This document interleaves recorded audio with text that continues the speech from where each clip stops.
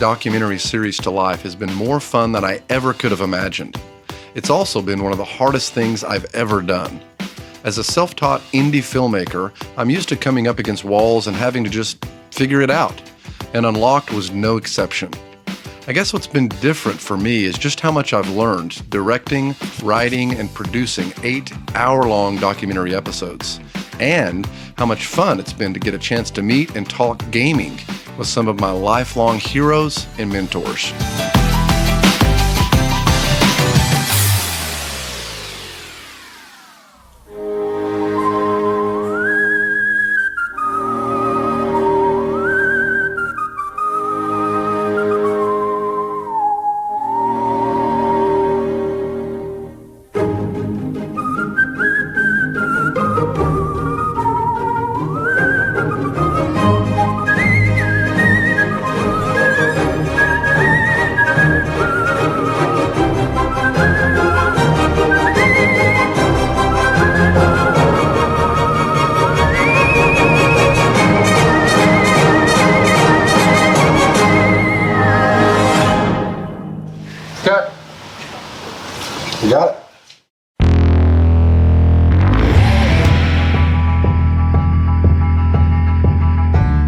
Video games are a cultural experience. It all has to do with not so much the technology, but how the games are experienced and remembered by the people who are playing them.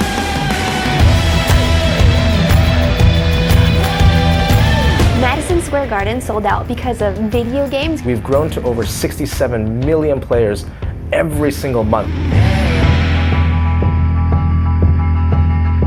The big fear, I think, when people started gaming a lot was, oh, that's going to take these kids and isolate these people.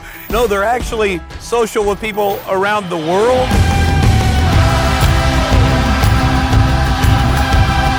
The goal in virtual reality is to represent the virtual cameras exactly as your eyes would be in the real world. This is the first time I've understood.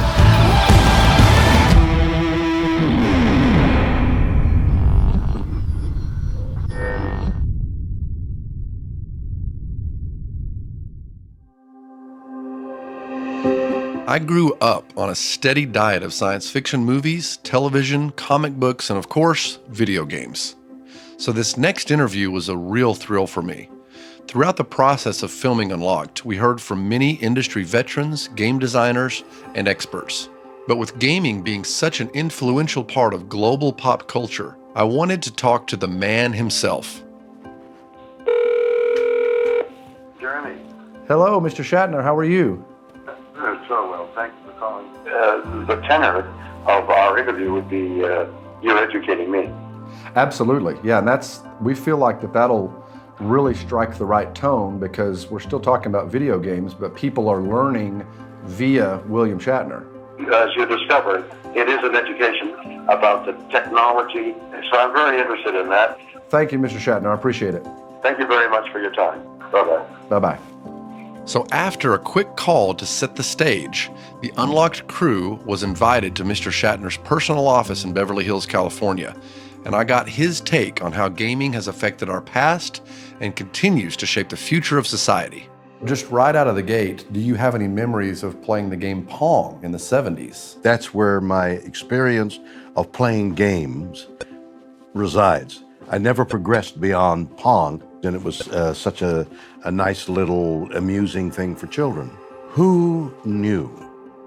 Who could have anticipated where games have come? I understand their complexity, but I've never played them. I think the future of games can be summed up into what the Madden game forecast, the exact score. The simulation not only called the final score, but it also closely foresaw a number of plays and stats that played out in yesterday's game. And except for the incident of the interception, forecast everything. Yes. The future of games is going to forecast everything, whether it's politics, war. We had a Star Trek episode in which war was fought with computers, essentially games. Simulation, yeah. You don't seem to realize the risk you're taking. We don't make war with computers and herd the casualties into suicide stations. We make the real thing. So nobody understood that blood and guts were going to flow. The horror of war was eliminated by playing a game. Do you consider games an art form or more technology? Oh no, that's an art form. Oh my goodness. It was technology when the things ate other little things. It's progressed to an art form, maybe like cars, where there was the internal combustion engine and rotary motion and wheels taken from the horse. Then artists took over and started to make cars in an artistic fashion. Right. So it seems likely that there is a rule somewhere that something starts as a technological feat, and as human beings begin to play with it, the artists among the human beings, they take this technological thing that somebody thought of, was able to conceive, and turn it into an art form. And the beauty of it is it's only started. Right. Do you think the modern generation of kids, of teenagers, that all the advancements in technology and CGI and 3D and immersive experiences is lost on them because they've always known it? It doesn't even, it's not even lost on the generation, it's lost on all of us. We've lost the idea that, you mean electricity comes into practically every room, every house in this country? You mean there's running water? You just turn on a tap? Yeah. That we go and buy a shirt that fits us and keeps us warm?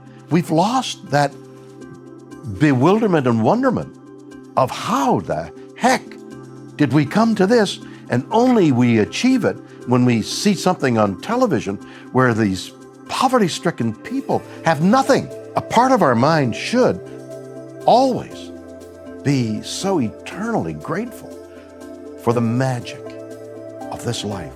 Well, I can't thank you enough, Mr. Shatner, for your time. This conversation is going to be a great addition to our story, so really appreciate it. Thank you so much, It's Mr. a pleasure, Shatner. really. Appreciate your time. I just want that in my yard. Yes. You don't even have to, just the whole thing. I lied. One more thing. Jeremy Snead. Punch. I think we were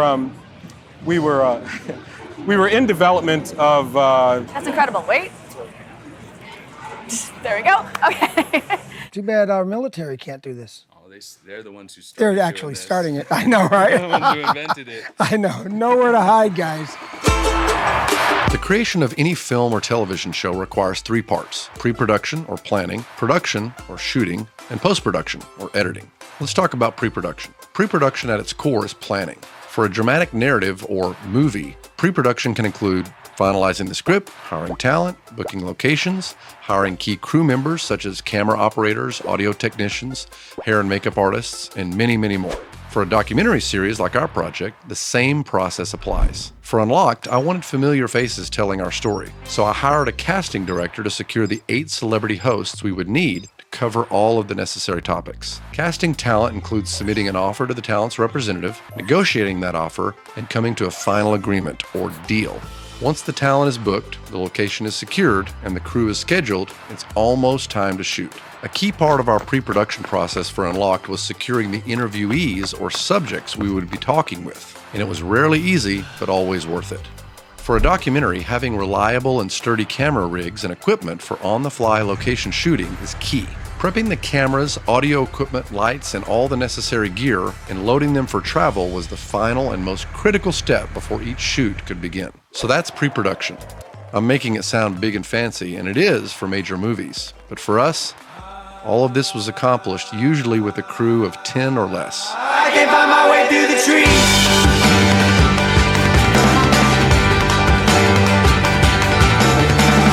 So don't wait, for me to get home. I was really nervous going into Unlocked, to be honest. I thought this is very ambitious. I remember even sitting down and brainstorming with Jeremy logo ideas for Unlocked and even title ideas. And I remember the day Jeremy came in and said, "What do you think about Unlocked?" And immediately I knew, I was like, that's going to be the name. That's perfect. When I finished Video Games the Movie, I met a couple of guys in West Texas, Dusty Womble and Brett Womble. You know, Brett's close to my age and is a gamer and a geek and loves, you know, sci-fi films, and we just had a lot in common. You know, we just had a conversation. You know, what else do you want to do? And so that's when we started the discussions about Unlocked. I got invited to a premiere of Video Games the Movie in Lubbock, Texas, through a friend who actually, he called me up and said, I know the director of this movie, he's a cool guy, I know that you really like film. It was kind of just, hey, you don't know me, I don't know you, but I think we could help each other out. And then that just kind of blossomed into this very beneficial relationship for both of us. Being involved in a project like this has been something that Brett's always wanted to do. And it's been great to help facilitate that. Seeing him so excited about the project and what they've been able to build and produce has been very rewarding. Having the Wombles on board was a huge relief. I think we were gonna make Unlocked either way, but it would have been much, much more difficult and probably taken 3 times as long. And with something like video games, it needs to kind of be shot and edited quickly so it's still relevant because the technology is constantly evolving and changing. My overall duties are from budgets to planning to scope to setting up plane flights and hotels and car rental. My associate producer Eric and I, in working with our casting director, you know, would look at these lists that the casting director and her team would provide, and you know, we would say, okay, does this person work for this? Does this person not? We didn't look at people, you know, celebrities and talent that are gamers. We were looking for people that are a good fit for the subject matter. And you know, all of our hosts were really going on a learning journey. The goal would be that our audience would learn via the host. Mark Twain talks about there's 2 types of people, those who do stuff and those who don't, and the doers is the much smaller group, and it's the group you want to be in. One of the things I loved was the writing sessions. It was always entertaining because to get the creative juices flowing, he would just be ridiculous. Like put on a Pikachu hat and these big green glasses that have no lenses, and just kind of, and without cracking a smile, without laughing, we just put it on and be like, okay, and here's what I want to say. Let's just say, some games don't have as long of a development cycle.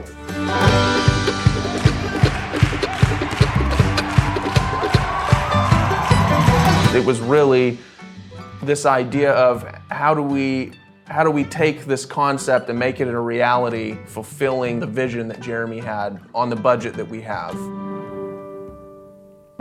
First game I ever played was Space Invaders. You know, toon, yeah, it was great. Great, I go into the arcade and play the game. And, I don't even remember what year that was, but I was a teenager. I grew up playing with Atari and Commodore 64. I love Blue Max. Do you remember Blue Max? Yes. I love Blue Max. I remember my mom putting it in front of us and backing up and being like, go.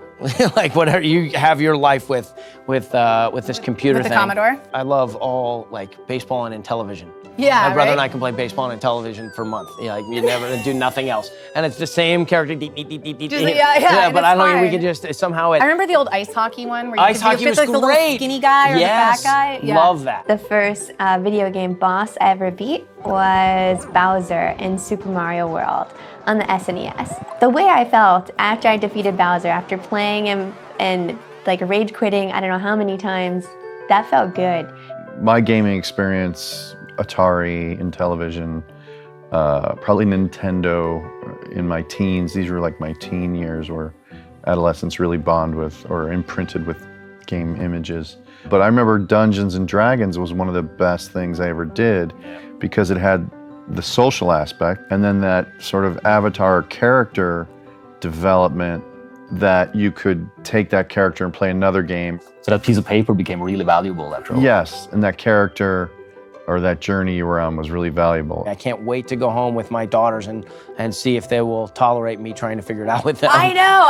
I'd be happy to show you how to roll a character because it's really fun. How to roll a character? Yeah, you got to roll a character. Yeah, okay. In the 50s, that meant you were going to go outside and get beaten up. They're going to go roll that guy like in the alley. Okay, this is a very important question. Yes, ma'am. When are we going to get a Quidditch game? I mean, you have the Harry Potter. You do so well with Madden and all of these. I want Quidditch. You know, there's a few things that need to get, no disrespect to Quidditch, that there's a few sports we need to get to first before we get to Quidditch.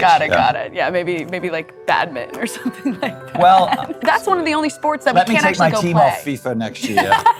And let's go do Quidditch. It's gonna be your biggest game, and you're gonna come back and thank me. All right, you'll get royalties. Now my 2-year-old is into so many things. He just is so more literate about video games than I think I was. He's already using a tablet. Absolutely. He's using a tablet. Fantastic. Well, I hope he's using a leapfrog. Yeah, absolutely. We love that. Absolutely, because they're tough. He throws it on the ground. It has to be tough. Yeah, we throw them around, we step on them, we pour water on them, pick them up, and they still work. Right. Everything he's actually pooped on his is still working. I mean, that's how you test, not on purpose, but I see him hyper-focus on something, and I see him being creative. There is a way, I never thought before that was possible. I thought, it's a distraction. It's like sitting in front of a TV. But his mind is... play is really important. Yeah, he's already way smarter than me. So my little daughter is probably 6 at this point, and we've got Wii Bowling, and now it says for the consumer, put the strap on, wear the strap, and there's little pictures of the TV with a red X on it, and so I didn't put the strap on her, and she's bowling, and I'm like, harder, you really gotta flick it, So she flicks it, the thing comes out of her hand and hits the big screen TV, and psh, just like, you couldn't possibly in a movie get it any better to like spiderweb across the whole thing. Well, it's really great to know that you hear the fans. So hear me when I say Quidditch game. I got it again. You probably should go to change.org and start a petition. Kevin Smith and his films have inspired many independent filmmakers, and I am certainly one of them. I've always known that Kevin and Jason, aka Jay and Silent Bob, have been gamers. So I knew I had to find a way to talk with them during Unlocked. After a few emails and an opening in Kevin's schedule, he invited me to his home in Hollywood, California. And after a thoroughly entertaining interview where we discussed everything from early arcade games to virtual reality, I wanted to switch gears and catch Kevin and Jay up on the current state of the video game industry. So, Kevin and Jay, we thought we would prepare a special Video Games 101. And this is where the industry and the community of gaming is. Teach me, brother. So like film and television, games have genres and subgenres. Action, adventure, a lot of the characters you know This here. guy I know. This guy I know. Role-playing, so the difference obviously from action adventure to role-playing is the focus is more on the characters. Casual games, as you mentioned. Yeah, I'm an Angry Birds guy. I don't do Words with Friends, I do Scrabble. So moving on from casual, we've got shooters, so obviously, Jay, that's your world there. That's where he lives and breathes. Strategy, you think of yourself as a general, so you're managing fleets and factions. So sports, obviously, those have come from, a little square. From Pong to NHL 15. Yeah, racing the same. There was racing on that Odyssey deck. You remember the screen overlays that you would put on? Yes! And so it really... the Magnavox Odyssey, dude, like they had these overlays in the box that you put over your TV screen so that you had like marks of a football field or a hockey rink or something like that. Or a driving. Or a driving for doing this thing. Yeah. So like what the graphics weren't in the game only, the graphics were plastic graphics on the television. Yeah. Of course, the biggest difference in open world versus linear. Linear being, I'm going to play through mission 1, 2, 3 to the boss. Open world like, Red Dead Redemption, you could get on a horse and go right out into the sunset and build a fire and hang out there all day and then come back and do a mission. There's sleeping bags and you can decide to sleep and come back when it's daytime or nighttime. So wait, you start the game and then you could choose to go to sleep and walk away from the game? Yeah, like you can decide in the game, like, hey, me and my buddies, like, hey, let's go to sleep. And you like, I guess, roll out the sleeping bag, go to sleep. And you could either start playing again where it's daytime and you could see the zombies, or it's nighttime and you gotta like creep around and you can barely see it. Like you've said sleeping bag so many times that to you, the selling point is like, we get to have a sleepover. Yeah, exactly. That's adorable. That's awesome. Okay, so now going into gamer stats. These are some of the latest statistics. So who plays games? The biggest category is us guys. I believe that because we were there for the birth of video games and we've watched them grow and we've grown with them. This is also surprising. Most people think that this would be a lot. Yeah, most people assume that boys is 3/4 and the girls is this. It's nice to see it's almost 50-50. So our gamers social. Gamers are social. We all find our own tribes, you know, in real life. You and I think alike. I'm gonna hang with you, man. We get along. We also do this thing together. So the idea of like, I understand how some people like kids, they hole up in their rooms, play those games, they get isolated and stuff. Nah, they're building their world. They're finding their tribe, man. And their tribe are people that think exactly like them. That's right. So we've got 49%, almost half of all U.S. households own a dedicated game console, so That makes Xbox, sense. PlayStation, and most that do on an average of 2. This makes sense as well. Like a chicken in every pot and 2 gaming systems in every home as well. That's right, that's right. So in 2003, the global video game industry was just over $23 billion. Okay. And if we fast forward to where we are now, holy crap, we're almost at $90 billion globally. That's insane. So if we're in the wrong business. Yeah, right. Why are we getting a film, man? This is where the money is. So by comparison, this is how it breaks down. Games are far and away the leader. Clearly. So a lot of people say that, you know, when you ask them the question, where do you think games will be in the next 10 to 20 years? Everybody gives some version of the holodeck as the answer. Holodeck, man, is like aiming low.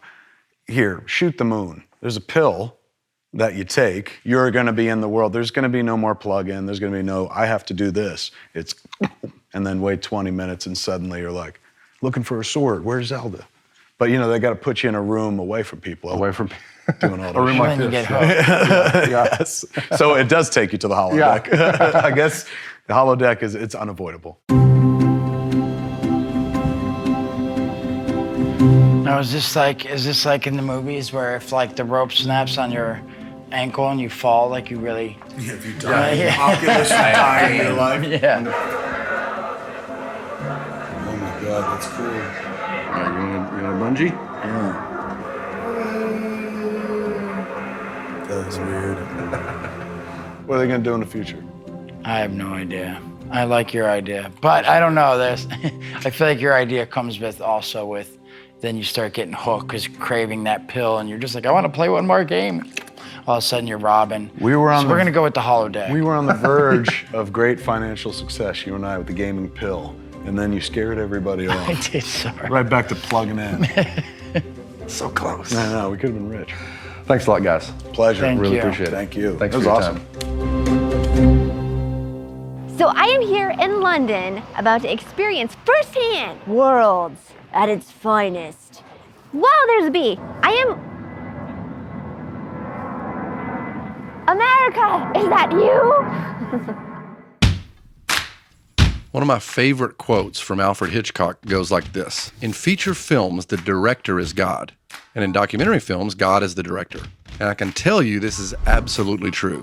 You can plan and schedule and check off every box in pre-production and still see missteps, delays, or mishaps when production begins, aka on-location shooting. So when it comes to the production process for Unlocked or any documentary, it takes a combination of determination, flexibility, and commitment to get the shots needed no matter what it takes.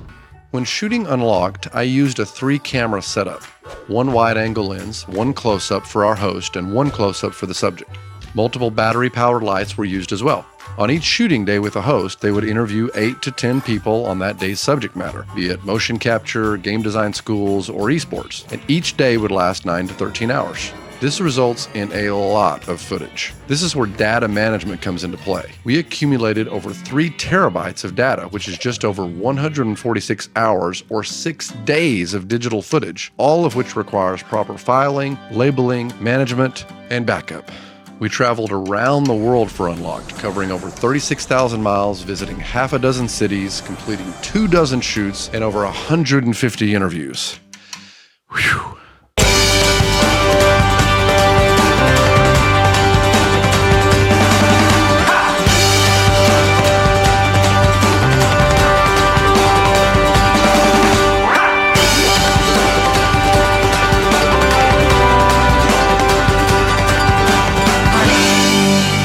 Production was when things got really fun. That's definitely where you have this tangible moment where you say, this is happening. And it's definitely the biggest rush. It's one of those things that you can go back at the end of the day and you've got a picture with with Jeremy and William Shatner, and you realize that, okay, this isn't just a concept anymore. We're definitely doing it. It was definitely more than just a job. This was definitely more a labor of love for all of us. Shooting Unlocked was definitely my favorite part of the process. Getting to go to E3, San Diego Comic-Con, and then just meeting some of the people like Miyamoto and Tony Hawk was absolutely amazing. A typical shoot day for Unlocked, basically it was like this. We wake up that morning, build all the cameras, because these cameras are small and lightweight, and so they've got these massive rigs to make them work professionally. Then we'd load the cameras as a group into the car, and then we'd drive to location. Oh, parking brake. That won't do, will it? As you can see, it's very exciting to be here in Los Angeles. And when the talent got there, the hair and makeup person would take them aside and make them look fancy. And then you start seeing like 8 or 9 interviews in a row all in one day. Every shoot we got to meet amazing people and all gamers. So we immediately had something in common. What was cool was just watching Jeremy interact with these people.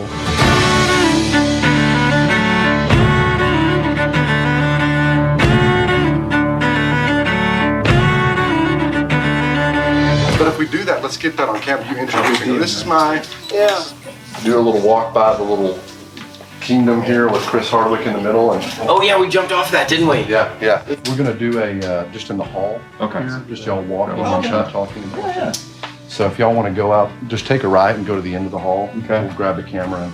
Shooting with celebrities, this was something that we didn't foresee, is we have to walk through the show floor with Tom Arnold without him being mobbed. You know, with Sean Astin, shooting with him, he's a very well-known personality. Hey.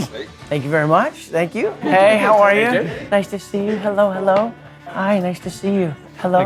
How are you? Those are the really challenging parts. Aside from all the gear and all the obvious stuff, carrying stuff and moving stuff and being exhausted and getting very little sleep, but that kind of stuff is kind of par for the course. As anyone in filmmaking knows, it's shooting is brutal. It can be 10, 12, 14-hour days, and to sit down and then watch what it is that you've shot, and to see the story that I sort of outlined from the beginning start to unfold with each shoot, that was the most exciting part for me.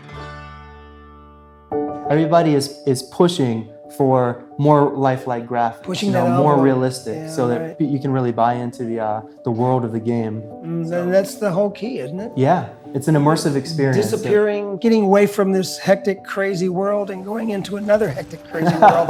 Yet this hectic, crazy world that you're in right now and you're playing the game, for some reason seems to relax us. Yes. And we have a great time when we go out, and when we finish a game, it's like euphoria. That's great. So, yeah, that's great. And you're there. You're right in the middle of it, and you're having moral dilemmas as well. Right. It's not just shoot 'em up, and your choices could change with every time you play the game, and which could change the ending of the game too. Exactly. Yay.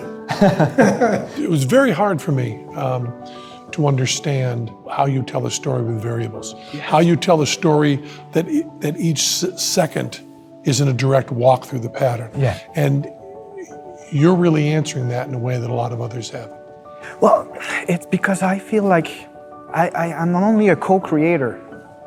I'm not the real creator. The other co-creator is the guy or the girl on the other side who will co-create the experience with me. I always say that my personal love for gaming comes from the stories that are told. That's why I don't really get interested in games that have sequel after sequel, but you're really just having the same gameplay and all that's been introduced is new guns or new bad guys to shoot or something like that. And it's so fascinating to me that a character like Mario is still so important these days when we all know his story already. You still want to live it again and again. My son is 9. Okay. And when my son is asked anything about his future, he says he wants to write video games. Outstanding. That's all he wants to do. And I know the feeling. We can get him to do anything. We can get him to study math, take computer classes, study literature, write book reports, all of that by saying, this is what you need to be a video designer. Because I know in parenting, I can tell you many examples where if I say, clean the room, they won't do it. But if I pull out a clock and I'll say, you got 60 seconds, let me see if you can clean this room, they're gonna clean that room. In every job that must be done, there is an element of fun. You find the fun and snap, the job's a game. One of the most exciting things that we learn in gamification and the psychology of games and applying them to other places is this idea that time pressure produces better results. And one of my favorite studies is if you put people under time pressure, they feel better about the work they did, whether the work they did was better or not. Ah.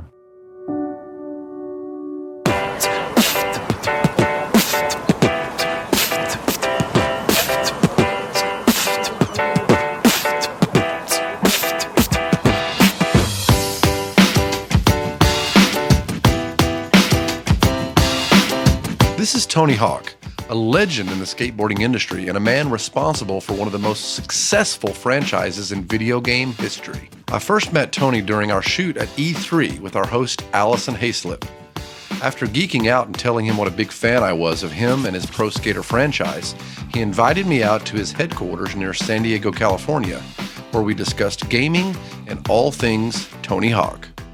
Man, so tell me what in the world is this? Where are we? Well, this is my private ramp at my office, and to be honest, I bought this office space so that I would have a place to put this ramp. Wow. Because we had this ramp only used on tours through the years, so only it was set up in different cities during the summertime, and it really is still the best ramp around. The story of my involvement with video games was that I was approached by a PC developer that wanted to create a skating game. This was like 96-ish, and just basically got shut down everywhere we went, you know. In fact, one was like really embarrassing. They were just like, why would anyone, like skateboarding's not even popular, why would anyone want to play a video game based on skateboarding? Activision called me and said, hey, we heard you might be doing a video game. Please come see what we're working on. When I saw what they were working on, I just knew, instinctively I could tell, like, this is fun immediately. Yeah. It's intuitive. The control scheme is pretty straightforward in terms of how a skateboard would work. Sure. I told him, you know, I thought with my experience, with my resources and expertise, we can make this something that'd be really fun for skateboarders to play. That was my only goal with the game. So I pretty much signed up right away. The funny thing is that a lot of kids grew up playing that game, and some of them were inspired to start skating, and now the generation of skaters, they're doing these combinations that we thought were only possible in video games.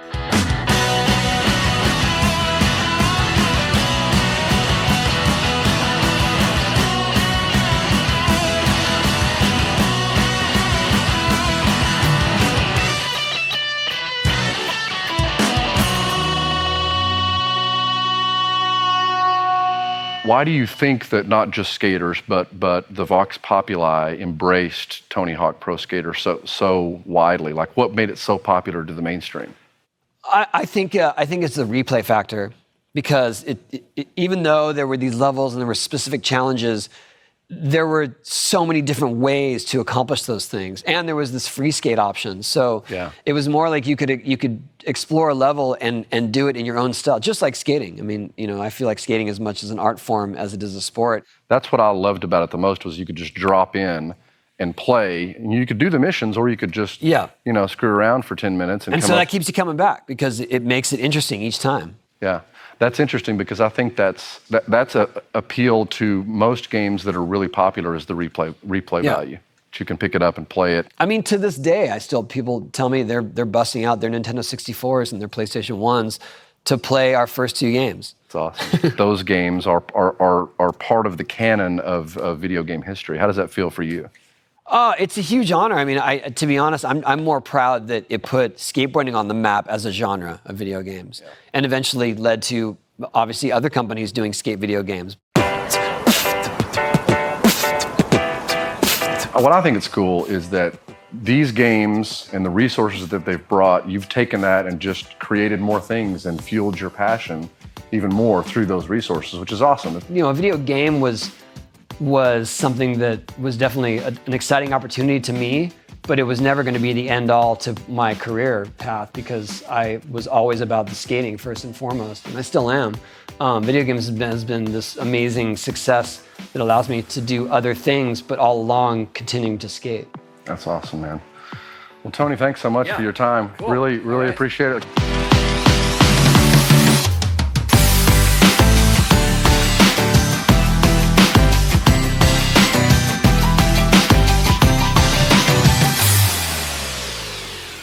Wait, so goalies block with X too? They just block naturally?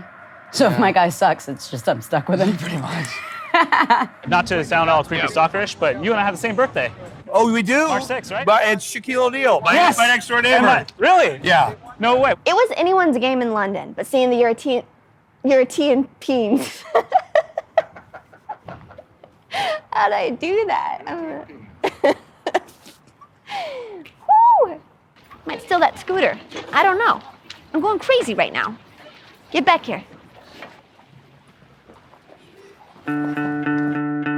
Okay, so after all the elements of pre-production and production are completed, it's time for, you guessed it, post-production, which for a documentary series like Unlocked consists of editing, music, acquiring necessary archival footage, recording voiceover, and creating any motion graphics or animation needed, like the video you're watching right now.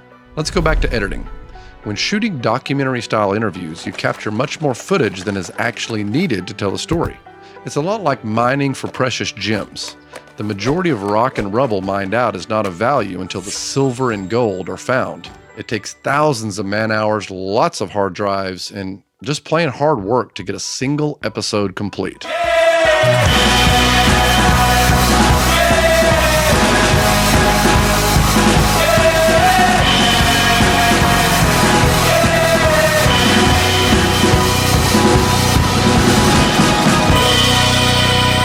Post-production, I gained a lot of respect for because it was something that was its own entity. When we're in production, you can be on set, you can be there, you can see what's happening. But editing, it really is somebody has this a massive amount of data that they're basically trying to create into an 8-episode story arc.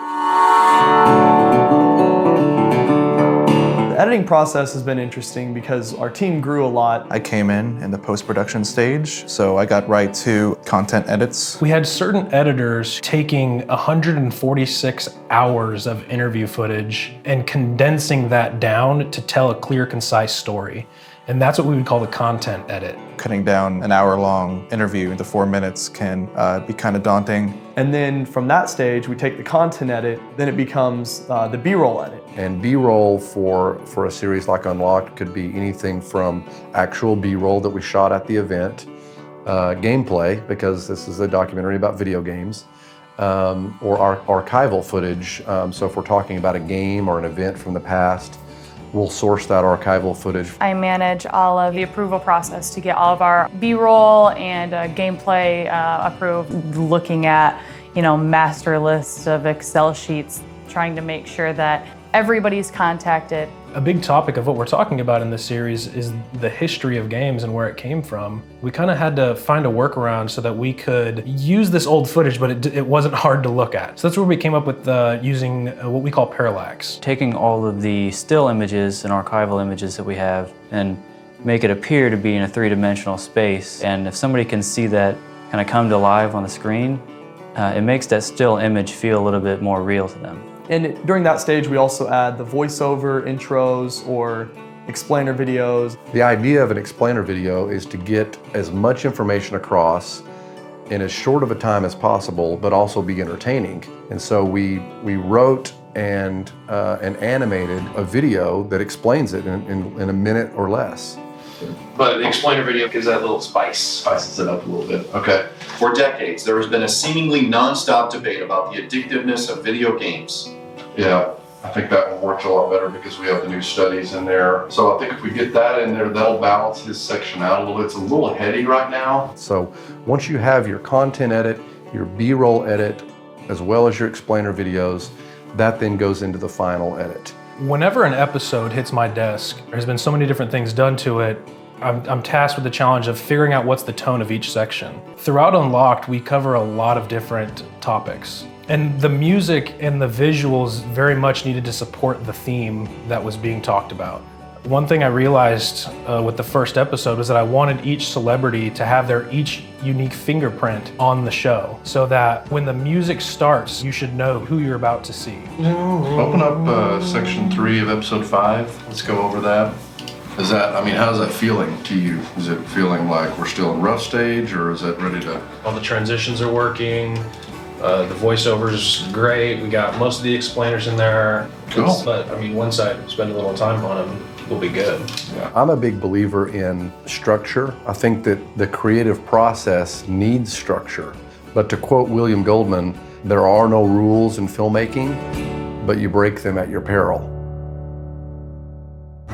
The gaming community is incredible. Definitely there are two different sides, and you hear the really bad stories, but there's some really amazing ones that come from it. I've met some like really awesome people that I started playing video games with, and we meet at conventions and we're doing cosplay and stuff together.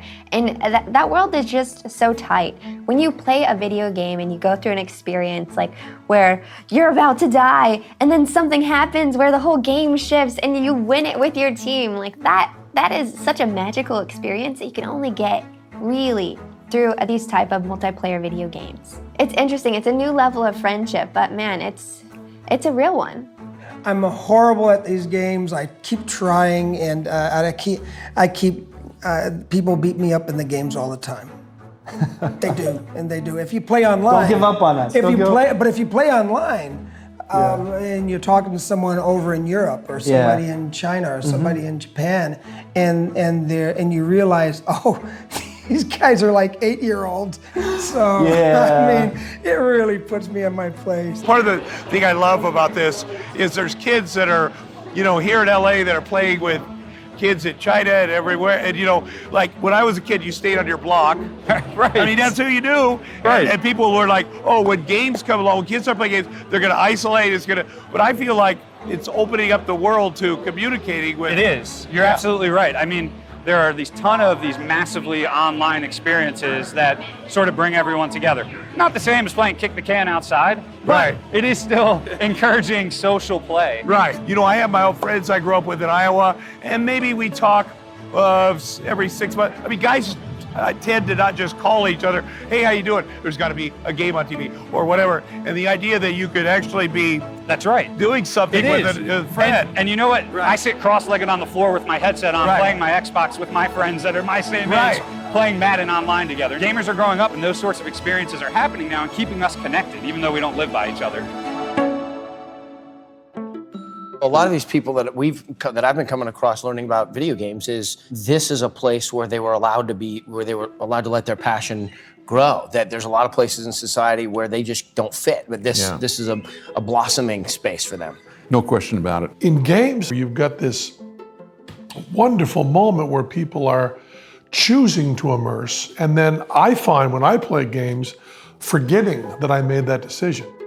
I find myself, especially the games that are problem solving and going home was the one. Oh yeah. Where you're in this room, and after a little while, you forget that you chose to be there, and you're actually just kind of living in the world. Myst was the first one that I got I'm going into another world feeling. And I close the door, I turn off the lights, I turn the music up, and I felt a little amazing, like such a nerd because, who does that with a video game? And I would try and let myself go into the Myst world. As you should. I have a really crazy imagination, and I always have.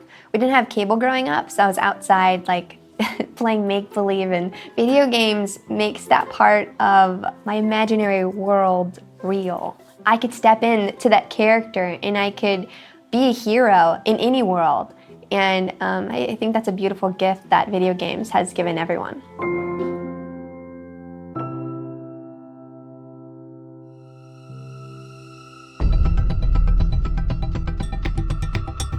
Average age of the most frequent game purchaser is us. Well, that's younger than me now. Whippersnapper must be playing them first-person games that scare me so much as an old-timey gamer. This is what Kevin and Eric do on Media Juice trips. They stare at their phones. If you're driving a car, I would hope you remember red light means go, green light means zip. Right. Yeah, I got that wrong. Are y'all shooting something? Yeah. Can I be in it? Y'all are blocked off, so I'm just gonna walk through here. Kenny. Kenny. Kenny. What? So this is a kid who's grown up never having to want for anything, and because she's got us for relatives, him as an uncle and me as a father, I hope. Some people think he's the father. He's not, she's just blonde and tall. Skate spot called the Barracks. Oh, there you go. I don't do that to my son in real life. Let that be known, okay? Child That abuse. wasn't intentional.